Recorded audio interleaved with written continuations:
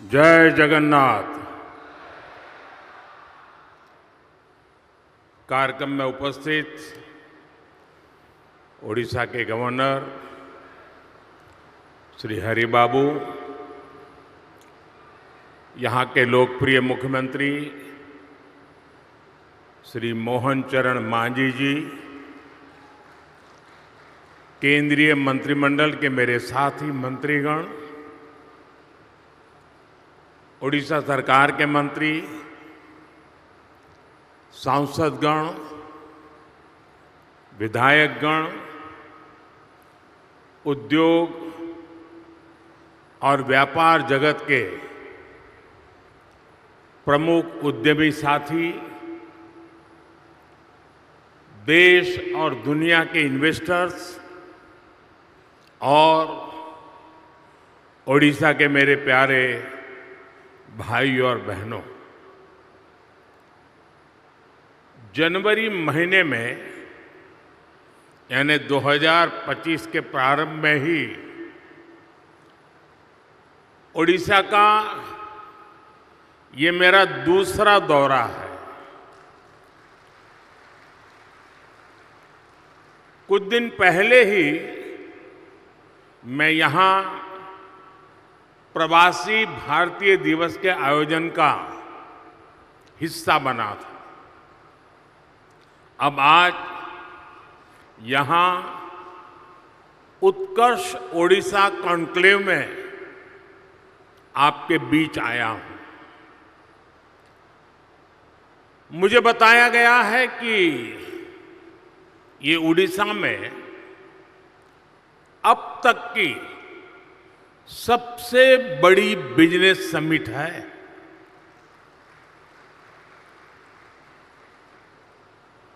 पहले के मुकाबले 5-6 गुना ज्यादा इन्वेस्टर्स इसमें पार्टिसिपेट कर रहे हैं। मैं ओडिशा के लोगों को, ओडिशा सरकार को इस शानदार आयोजन के लिए बहुत बहुत बधाई देता हूं। आप सभी का इस आयोजन में अभिनंदन करता हूं। साथियों, मैं पूर्वी भारत को देश के विकास का ग्रोथ इंजन मानता हूं और ओडिशा की इसमें एक बड़ी भूमिका है। इतिहास साक्षी है, जब ग्लोबल ग्रोथ में भारत की एक बड़ी हिस्सेदारी थी, तब पूर्वी भारत का अहम योगदान था। पूर्वी भारत में देश के बड़े इंडस्ट्रियल हब थे, पोर्ट्स थे, ट्रेड हब थे। ओडिशा की इसमें बड़ी हिस्सेदारी भी थी। ओडिशा साउथ ईस्ट एशिया में होने वाले ट्रेड का प्रमुख सेंटर हुआ करता था। यहां के प्राचीन पोर्ट्स एक प्रकार से भारत के गेटवे हुआ करते थे। आज भी ओडिशा में हर वर्ष बाली यात्रा मनाई जाती है। अभी इंडोनेशिया के राष्ट्रपति जी आए थे और वो तो यहां तक बोल गए कि शायद मेरे डीएनए में ओडिशा है।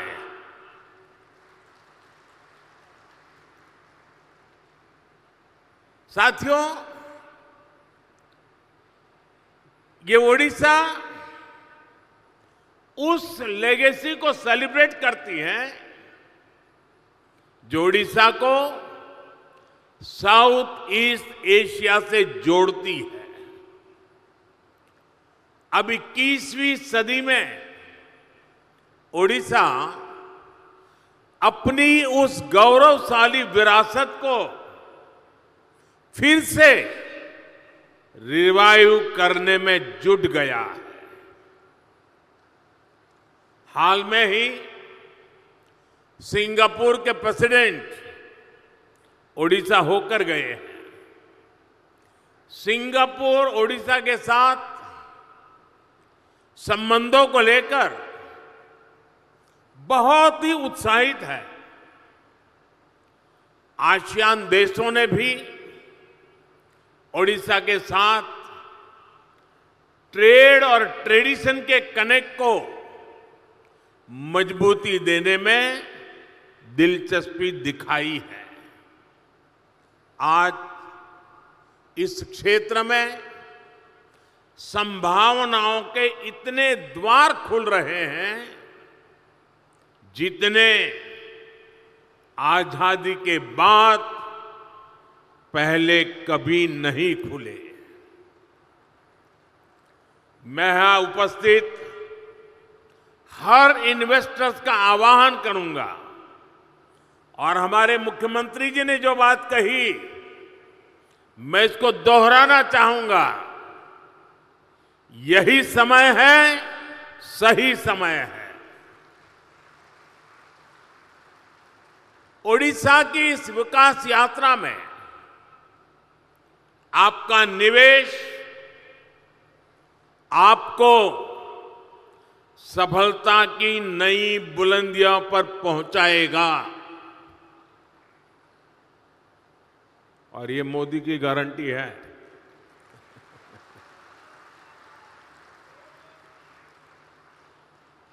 साथियों, आज भारत विकास के ऐसे पथ पर चल रहा है जिसको करोड़ों लोगों की एस्पिरेशंस ड्राइव कर रही है।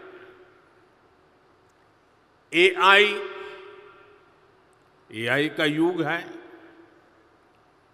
आर्टिफिशियल इंटेलिजेंस ही इसकी चर्चा है, लेकिन भारत के लिए तो एआई सिर्फ नहीं, एस्पिरेशन ऑफ इंडिया हमारी ताकत है। और एस्पिरेशन तब बढ़ती है जब लोगों की नीड्स पूरी होती है। बीते दशक में करोड़ों देशवासियों को एम्पावर करने का लाभ आज देश को दिख रहा है। ओडिशा भी इसी एस्पिरेशन को रिप्रेजेंट करता है। ओडिशा आउटस्टैंडिंग है। ओडिशा नए भारत के ऑप्टिमिज्म और ओरिजिनलिटी का प्रतीक है। ओडिशा में अपॉर्चुनिटीज भी हैं और यहां के लोगों ने हमेशा आउट परफॉर्म करने का जुनून दिखाया है।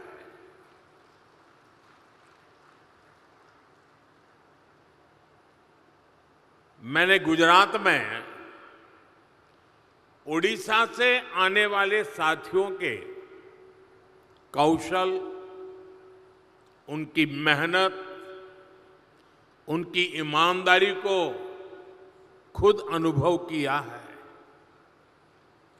इसलिए आज जब ओडिशा में नए अवसर बन रहे हैं तो मेरा पक्का विश्वास है ओडिशा बहुत जल्द विकास की उस ऊंचाई पर पहुंचेगा जहां पहुंचने की किसी ने कल्पना तक नहीं की है।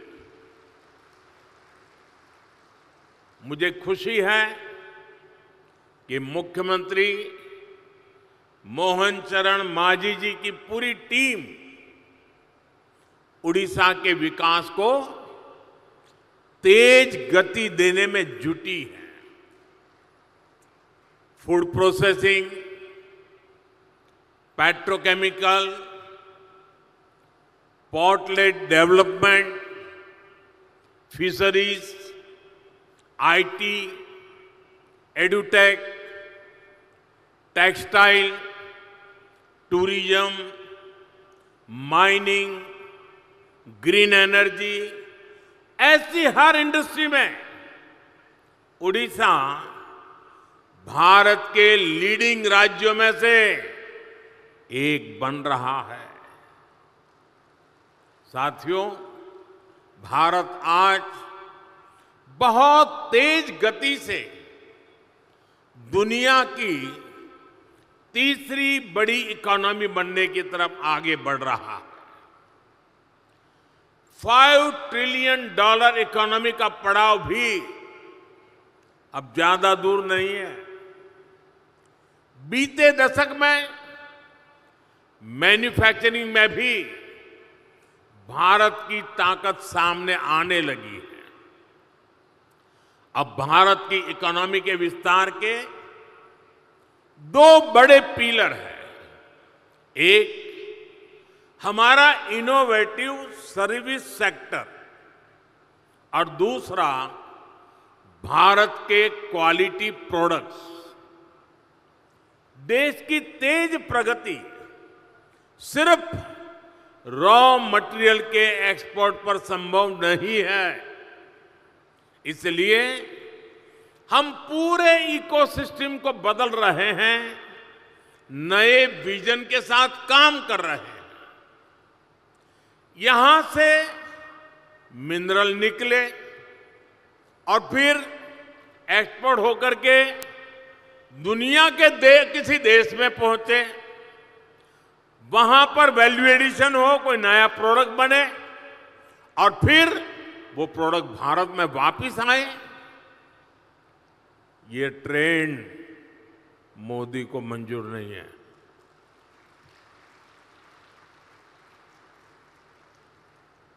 इस ट्रेंड को अब भारत बदल रहा है। यहां के समंदर से सी फूड निकले और फिर दुनिया के किसी दूसरे देश में वो प्रोसेस होकर बाजारों में पहुंचे। ये ट्रेंड भी भारत बदल रहा है। ओडिशा में जो रिसोर्सेज हैं, उससे जुड़ी इंडस्ट्रीज भी यहीं लगे। इस दिशा में हमारी सरकार काम कर रही है। आज का ये उत्कर्ष ओडिशा कॉन्क्लेव भी इसी विजन को साकार करने का एक माध्यम है। साथियों, आज दुनिया सस्टेनेबल लाइफस्टाइल की बात कर रही है, ग्रीन फ्यूचर की तरफ बढ़ रही है। आज ग्रीन जॉब की संभावनाएं भी बहुत बढ़ रही है। हमें समय की जरूरतों और डिमांड के हिसाब से खुद को बदलना है, उसके हिसाब से ढालना है। इसी सोच के साथ ही भारत ग्रीन फ्यूचर पर, ग्रीन टेक पर इतना फोकस कर रहा है। सोलर हो, विंड हो, हाइड्रो हो, ग्रीन हाइड्रोजन हो, ये विकसित भारत की एनर्जी सिक्योरिटी को पावर करने वाले हैं। इसके लिए उड़ीसा में बहुत सारी संभावनाएं हैं। आज देश में हमने राष्ट्रीय स्तर पर ग्रीन हाइड्रोजन मिशन और सोलर पावर मिशन शुरू किए हैं। उड़ीसा में भी रिन्यूएबल एनर्जी से जुड़ी इंडस्ट्री को प्रमोट करने के लिए बड़े पॉलिसी डिसीजंस हो रहे हैं। हाइड्रोजन एनर्जी के प्रोडक्शन के लिए भी यहां काफी सारे कदम उठाए जा रहे हैं। साथियों, ग्रीन एनर्जी के साथ साथ उड़ीसा में पेट्रो और पेट्रोकेमिकल सेक्टर के विस्तार के लिए भी इनिशिएटिव लिए जा रहे हैं। पारादीप और गोपालपुर में डेडिकेटेड इंडस्ट्रियल पार्क्स और इन्वेस्टमेंट रीजन्स बन रहे हैं। इस सेक्टर में भी इन्वेस्टमेंट के लिए बहुत अधिक संभावनाएं हैं। मैं उड़ीसा सरकार को बधाई दूंगा कि उड़ीसा के अलग अलग रीजन की संभावनाओं को देखते हुए वो तेजी से निर्णय ले रही है, नया इकोसिस्टम विकसित कर रही है। साथियों, 21वीं सदी के भारत के लिए ये दौर कनेक्टेड इंफ्रास्ट्रक्चर का है, मल्टी मॉडल कनेक्टिविटी का है। जिस स्केल पर, जिस स्पीड से भारत में आज स्पेशलाइज्ड इंफ्रास्ट्रक्चर का निर्माण हो रहा है, वो भारत को इन्वेस्टमेंट का शानदार डेस्टिनेशन बना रहा है। डेडिकेटेड फ्रेट कॉरिडोर से ईस्ट और वेस्ट की कोस्टलाइन को कनेक्ट किया जा रहा है। देश का एक बड़ा हिस्सा जो लैंडलॉक था, उसको भी अब समंदर तक तेज एक्सप्रेस से मिलने लगी है, तेज एक्सेस मिलने लगी है। आज देश में दर्जनों ऐसे इंडस्ट्रियल शहरों का निर्माण किया जा रहा है जो प्लग एंड प्ले सुविधाओं से लैस होंगे। ओडिशा में भी ऐसी ही संभावनाओं को बढ़ाया जा रहा है। यहां रेलवे और हाईवे नेटवर्क से जुड़े हजारों करोड़ रुपए के प्रोजेक्ट चल रहे हैं। ओडिशा में इंडस्ट्री की लॉजिस्टिक कॉस्ट कम हो, इसके लिए सरकार यहां के पोर्ट्स को इंडस्ट्रियल क्लस्टर से जोड़ रही है। यहां पुराने पोर्ट्स का विस्तार के साथ ही नए पोर्ट भी बनाए जा रहे हैं। यानी उड़ीसा ब्लू इकोनॉमी के मामले में भी देश के टॉप के राज्यों में शामिल होने वाला है। साथियों, सरकार के इन प्रयासों के बीच मेरा आप सभी से कुछ आग्रह भी है। आप तेजी से बदलती दुनिया में ग्लोबल सप्लाई चेन से जुड़ी चुनौतियों को देख रहे हैं।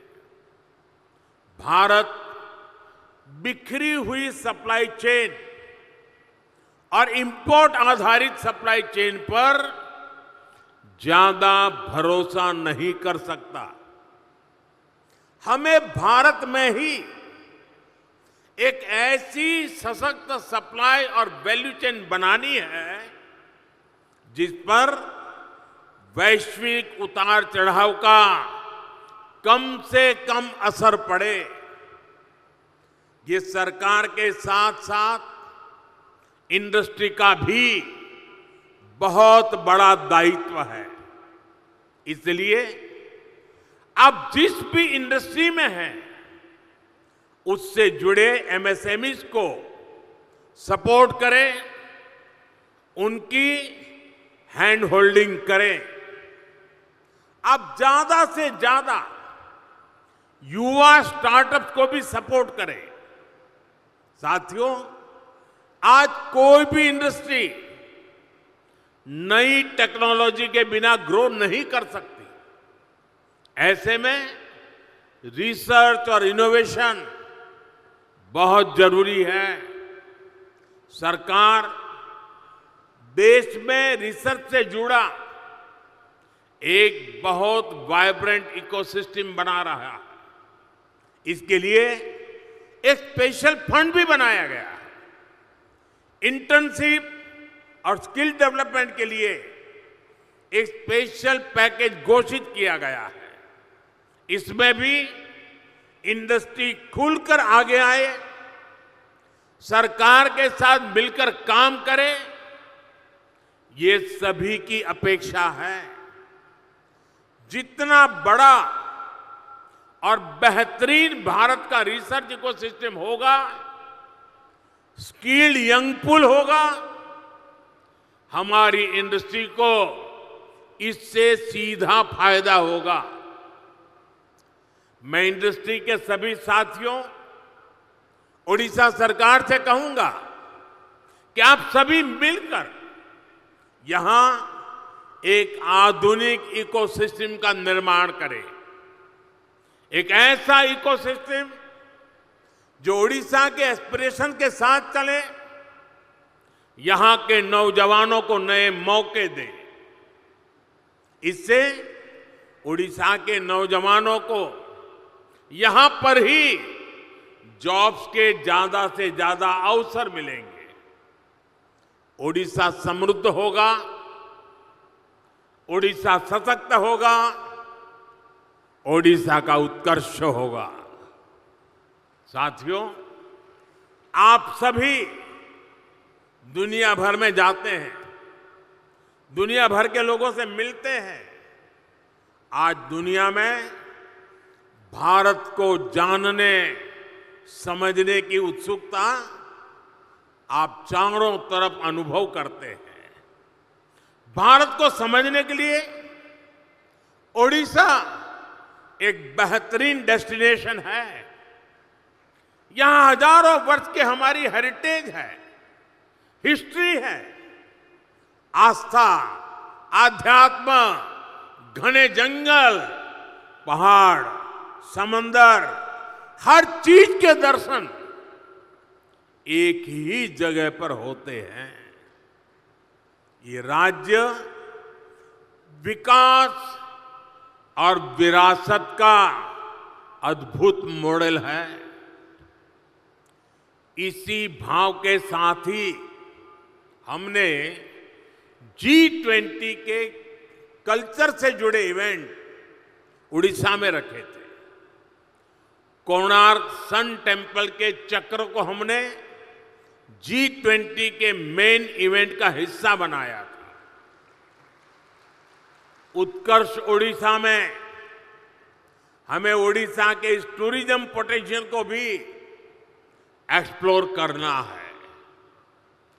यहां की 500 किलोमीटर से लंबी कोस्टलाइन,